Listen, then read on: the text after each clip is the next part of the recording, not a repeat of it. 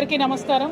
ఇవాళ తెలంగాణ ప్రజలు ఎవరు కూడా అడగకుండా, తెలంగాణ రైతులు ఎవరు కూడా అడగకుండా రాష్ట్ర ప్రభుత్వం రైతు డిస్కామ్ అనే పేరుతోని ఏదైతే విద్యుత్ సంస్కరణలు తీసుకురావాలని ప్రయత్నం చేస్తూ ఉందో, రైతు డిస్కామ్ పేరుతో ఒక కొత్త డిస్కామ్ ఏర్పాటు చేయాలని చెప్పి ప్రయత్నం చేస్తూ ఉందో, ఈ యొక్క ప్రయత్నాన్ని తెలంగాణ రక్షణ సేన నుంచి మేము సంపూర్ణంగా వ్యతిరేకిస్తూ ఉన్నాం. గత 6 నెలలుగా ప్రభుత్వము రైతు డిస్కామ్ పేరుతో ఒక కంపెనీ ఏర్పాటు చేయడము, దాని తర్వాత ఈఆర్సీకి మమ్మల్ని ఒక సపరేట్ డిస్కామ్ కింద గుర్తించండి అని అప్లికేషన్ పెట్టుకోవడము, ఇవన్నీ కూడా ఎవరికి చెప్పకుండా, ప్రజలకు చెప్పకుండా దొంగచాటుగా చేస్తూ వచ్చారు. ఇవాళ ఈఆర్సీ పబ్లిక్గా ఎప్పుడైతే పబ్లిక్ హియరింగ్ కోసం పిలుపునిచ్చిందో అప్పుడే ఇది ప్రజలందరి మధ్యలోకి వచ్చింది. అందుకే నేను గౌరవ ఎలక్ట్రిసిటీ రెగ్యులేషన్ కమిషన్ వారిని, చైర్మన్ గారిని కోరుతా ఉన్నాను, మనం ఒక్క హైదరాబాద్లో ఏసీ గదిలో పబ్లిక్ హియరింగ్ పెట్టి యావత్తు తెలంగాణ రైతుల భవితవ్యాన్ని నిర్ణయించడం కరెక్ట్ కాదు. ఖచ్చితంగా ఈఆర్సీ తరఫున 33 జిల్లాల్లో కూడా రైతు డిస్కామ్ ఏర్పాటు పైన పబ్లిక్ హియరింగ్ జరపాలని చెప్పి నేను డిమాండ్ చేస్తూ ఉన్నాను. అదేవిధంగా ఈ హియరింగ్ కానీ ఈఆర్సీ లైసెన్స్ ఇవ్వకముందే రాష్ట్ర ముఖ్యమంత్రి గారు జూన్ 2 నుండి ఈ డిస్కామ్ మరి ఫంక్షన్ అవుతుందని చెప్పడం కూడా కరెక్ట్ పద్ధతి కాదు.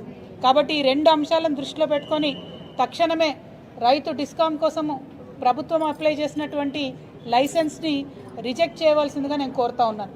క్షేత్రస్థాయిలో రైతన్నలందరికీ కూడా నేను మీ అందరికీ మనస్ఫూర్తిగా చేతులు జోడించి చెప్తా ఉన్నాను, ఇప్పుడు తీసుకొస్తున్న సంస్కరణలు ఏవైతే ఉన్నాయో రేపటి నాడు మన తెలంగాణ వ్యవసాయానికి ఉరితాడులాగా మారేటటువంటి ప్రమాదం ఉంది. 1999లో ఎట్లా అయితే ఆనాడు వరల్డ్ బ్యాంకుకి చంద్రబాబు నాయుడు గారు సంపూర్ణంగా వ్యవసాయాన్ని అమ్మాలనుకున్నారో, ఇవాళ అదే పందాలో పేరు వేరే ఉన్నది, లక్ష్యం మాత్రం అదే ఉన్నది. రైతు డిస్కామ్ అని చెప్పేసి ఒక కొత్త డిస్కామ్ తీసుకొచ్చి మిగతా డిస్కామ్లను ప్రైవేట్ చేసి కరెంటును ప్రైవేట్ వాళ్ళకి అమ్ముకోవాలనే కుట్ర కూడా తెలుస్తూ ఉన్నది. ముఖ్యమంత్రి గారు ఓల్డ్ సిటీలో ఒక సందర్భంగా మాట్లాడుకుంటూ ఆయన చెప్పింది కూడా, ఓల్డ్ సిటీ మొత్తం నేను అదానికి అప్పచెప్తాను కూడా ఆయన చెప్పడం జరిగింది. అంటే దీని వెనుక కంప్లీట్గా లక్ష్యం విద్యుత్తును ప్రైవేటీకరణ చేయడము. కాబట్టి దీన్ని మేము సంపూర్ణంగా వ్యతిరేకిస్తూ ఈ సంస్కరణల కోసం ప్రభుత్వం పెట్టుకున్నటువంటి లైసెన్స్ని ఈఆర్సీ నిర్ద్వంద్వంగా మరి ఇమీడియట్గా రిజెక్ట్ చేయాలని చెప్పి డిమాండ్ చేస్తూ ఉన్నాము. Thank you. జై తెలంగాణ, జై తెలంగాణ.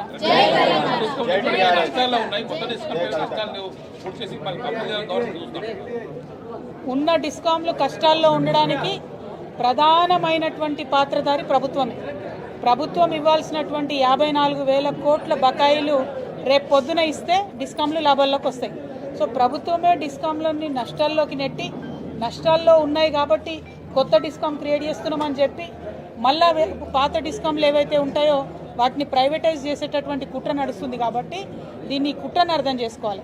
ఒకవేళ పాత డిస్కామ్లు ప్రైవేటైజ్ చేస్తే మరి మాకేం నష్టమని రైతన్నలు అనుకోవచ్చు, కానీ రైతు డిస్కామ్ని సపరేట్ చేసి ఉన్న నష్టాన్ని అంతా కూడా రైతులకు ట్రాన్స్ఫర్ చేసి తక్కువ మంది ఉద్యోగులను రైతులకు ఇచ్చి, రైతులు రేపు ట్రాన్స్ఫార్మర్ పోయినా కొత్త కనెక్షన్ కావాలన్నా ఏ చిన్న పని ఉన్నా కూడా ఆర్డీఓ కేంద్రం దగ్గరికి తాలూకాకు పోయి పనిచేసుకోవాల్సిన పరిస్థితి ఉంటుంది. కాన్స్టిట్యున్సీలో ఉన్నటువంటి ట్రాన్స్ఫార్మర్ రిపేర్ సెంటర్లు ఈ రైతు డిస్కామ్కి ఇస్తలేరు. రైతు డిస్కామ్ దగ్గర ట్రాన్స్ఫార్మర్ రిపేర్ సెంటర్లు లేవు. ఇక అవి లేనప్పుడు మనకేం ఉపయోగం ఈ రైతు డిస్కామ్ అన్న విషయాన్ని రైతన్నలు ఆలోచించాలి.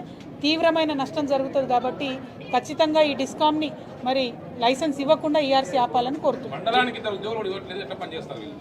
100%. ఇప్పుడు 2 డిస్కామ్లు, ఇప్పుడున్న 2 డిస్కామ్లు కలిపి 45,000 మంది ఉద్యోగులు ఉన్నారు.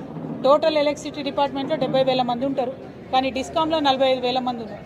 ఈ 45,000 మందిలో ఒక 35,000 మంది దాకా దాదాపుగా క్షేత్రస్థాయిలోకి వెళ్ళి ట్రాన్స్ఫార్మర్ ఎక్కడమో, లైన్ ఎక్కడమో ఆ రిపేర్ చేసే వాళ్ళు ఉంటారు. మరి 42% విద్యుత్ కనెక్షన్లు రైతు డిస్కామ్కి ట్రాన్స్ఫర్ చేసినప్పుడు 42% ఎంప్లాయీస్ని కూడా ఇవ్వాలి. ఇవ్వకుండా ప్రభుత్వం చేస్తుందంటేనే ఆ డిస్కామ్ని లాస్ బాట పట్టించాలి, తర్వాత ప్రైవేటైజేషన్ దిశగా పోవాలి.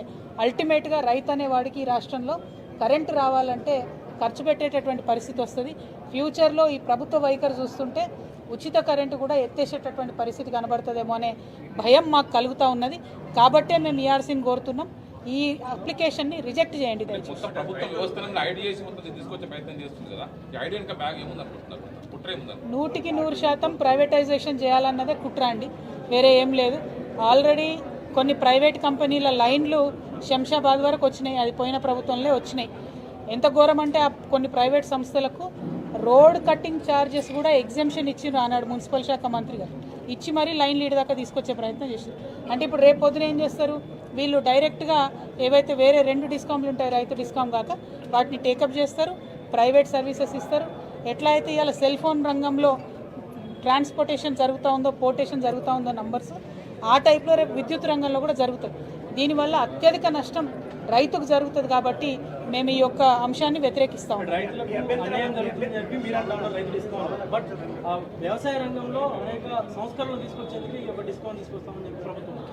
ఇప్పుడున్న పరిస్థితి ఏంటంటే ఉన్న 2 డిస్కామ్లలో రైతులు ఉంటారు, అదేవిధంగా పే చేసేటటువంటి డొమెస్టిక్ సప్లయర్స్ ఉంటారు, పరిశ్రమలు ఉంటాయి, వాళ్ళు డబ్బులు కడతారు కరెంటు కొన్నప్పుడు. రైతులకేమో ఉచిత కరెంట్ ఉంటుంది. అందరూ ఒక దగ్గర ఉన్నప్పుడు ఏమైందంటే రైతులకు ఇవ్వాల్సిన ఉచిత సబ్సిడీని ఈ పేమెంట్ చేస్తున్న కస్టమర్స్ నుంచి క్రాస్ సబ్సిడీ చేస్తారు. వేరే 3 కంపెనీలు చేస్తే ఏమవుతుందంటే రైతు డిస్కామ్కి క్రాస్ సబ్సిడీ చేరాదు. ఒక కంపెనీ నుంచి ఒక కంపెనీ బదలాయించరాదని పైన ఇప్పుడు చైర్మన్ గారు కూడా అదే మాట చెప్పింది. ఆ బదలాయించరాదు అన్నప్పుడు, క్రాస్ సబ్సిడీ ఇవ్వనప్పుడు ప్రభుత్వం ప్రతి సంవత్సరం 25,000 కోట్ల రూపాయలు సంవత్సరం స్టార్టింగ్లో కట్టాలి.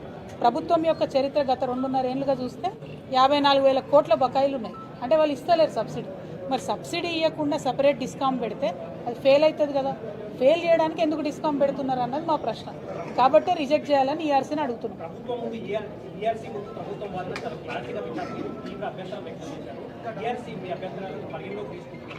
తీసుకోవాలని కోరుతున్నాను. అందుకే నేను జస్టిస్ గారికి చేతులు జోడించి మరీ తెలంగాణ రైతుల తరఫున విజ్ఞప్తి చేసిన, ఒక్క దగ్గర మీరు పబ్లిక్ హియరింగ్ పెట్టి లైసెన్స్ ఇవ్వడం కరెక్ట్ కాదు.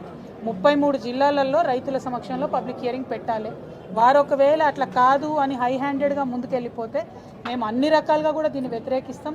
కాలికి బల్పం కట్టుకొని ప్రతి ఊరుకు పోయి ఈ ప్రభుత్వం రైతులకు చేస్తున్నటువంటి నష్టాన్ని కూడా తెలియజేస్తామని తెలుసు. Thank you. జై తెలంగాణ.